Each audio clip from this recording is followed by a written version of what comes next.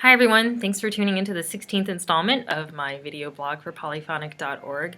We're coming up on the home stretch of concerts and auditions here at Illinois Bands, which means you might be hearing practicing right now from either drummers over down the hall or above me, or our campus concert band, which is rehearsing right across the hall.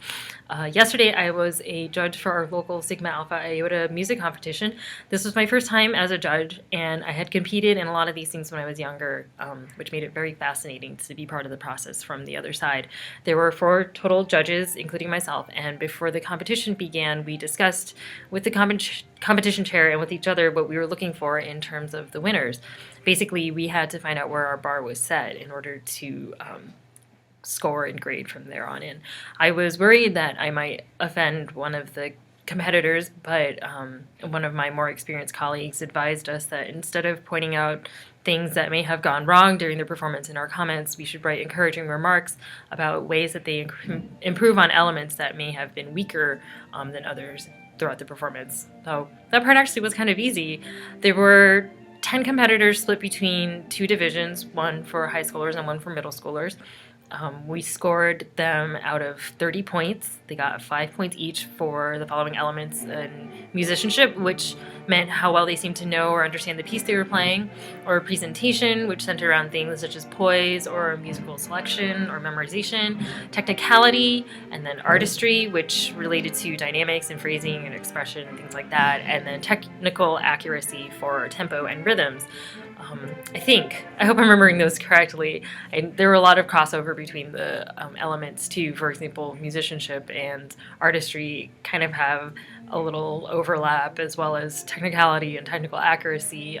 So sometimes it could be hard to judge where they got more or less points, or maybe just the same points all over. Anyhow, it was really hard to score the competitors, and it was really hard at first because I was just really happy for all of them.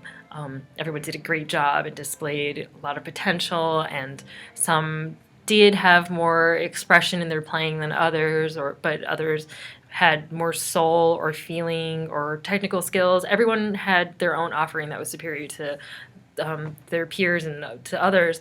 I was genuinely moved by a few of the performances, but overall I was just really happy to see all these young musicians performing so well, which made it really easy to write encouraging remarks and comments on their score sheets.